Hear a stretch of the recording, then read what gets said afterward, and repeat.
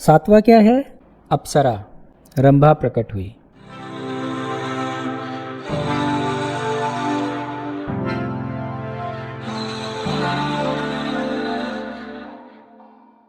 जब मांगने की बात आती है तो बड़ा संवेदनशील होना होता है। जैसा कि मैंने कहा कि आप जो मांगोगे वही मिलेगा। आप पैसा मांगोगे पैसा मिलेगा, धर्म मांगोगे धर्म मिलेगा। तो अगर आप अप्सरा मांगोगे तो अप्सरा मिलेगी, और अप्सरा मिलने का अर्थ हुआ वासनाएं। अप्सरा किस बात का प्रतीक है? वासनाओं का। तो अब आपको सजग रहना है। आप पहाड़ पे जैसे जैसे ऊपर चढ़ते हैं आपको वैसे वैसे निर्भर होना होता है ना। गुरुत्वाकर्षण कम हो जाता है ना, तो बोझ उतना ही कम होना चाहिए।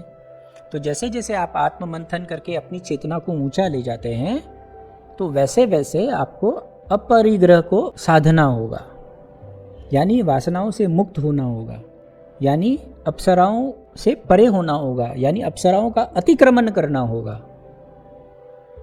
और अगर आप नहीं किए तो आप वापस से सांप सीढ़ी के खेल में फंस जाएंगे। सांप सीढ़ी का खेल तो आपने देखा है, जीवन कुछ ऐसा है, बहुत ऊपर जा रहे हैं लेकिन अगर सांप के मुंह में पड़ गए तो वापस नीचे आ जाएंगे। आर्ट ऑफ बीइंग का एक लोगो आपने देखा होगा, उसमें अनुलोम का एक चित्र है, देखा ना आपने? उसमें हम क्या बताते हैं कि आपकी जो यात्रा है वो सिर्फ ऊपर ऊपर जाने की नहीं है। अगर आपने गलती की तो आप नीचे भी आ सकते हैं। तो बहुत सजगता से आपको अपने वासनाओं पर नियंत्रण करना है, आपको अपनी वासनाओं का अतिक्रमण करना है और आगे की यात्रा जारी रखनी है। ऐसा करते हैं आप तो आपकी ये सिद्धि पूरी होती है। सातवीं सिद्धि भी पूरी हो गई। अब आठवां क्या है? आठवां है श्री लक्ष्मी।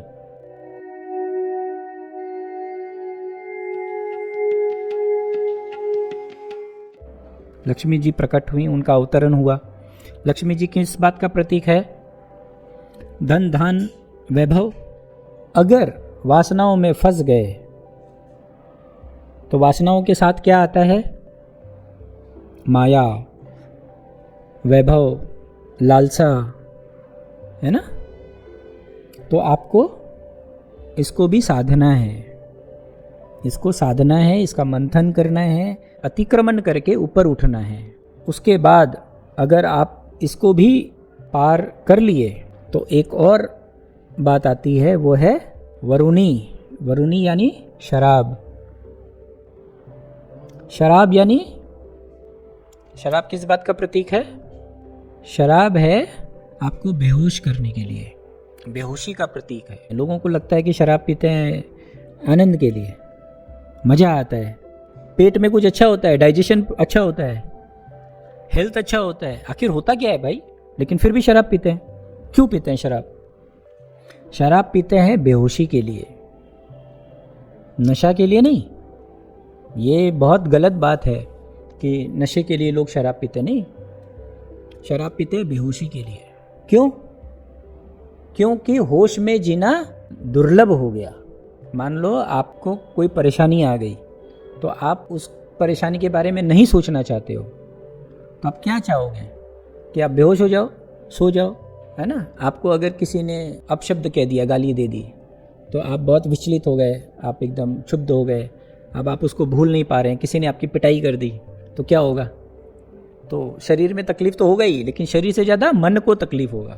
तो आप मन को जब तकलीफ होगा तो आप क्या चाहेंगे? कि बेहोश हो जाएं। वो असली कारण है। ये तो मैंने कहा आपको, जब आपको तकलीफ होती है, जब आप बहुत खुश होते हैं तब क्यों पीते हैं? लोगों को लगता है मैं खुश हुआ इसलिए पीते हैं। लोग तो खुशी से पीते हैं। ज़्यादातर लोग तो क्या once in a blue moon वाले हैं, लेकिन पीते हैं, खुशी में पीते हैं। वो क्यों पीते हैं? क्योंकि उनको पता है ये खुशी भी टिकने वाली नहीं है। ये खुशी भी असली खुशी नहीं है। ये खुशी भी दिखावेबाजी का बात है। ये खुशी असली नहीं है, ये हम अच्छे से जानते हैं गहरे से। अभी बर्थडे आएगा, क्या करेंगे, चलो सब मिलकर मैं पार्टी देता हूँ, सबको शराब पिलाता हूँ, मैं भी शराब पीता हूँ।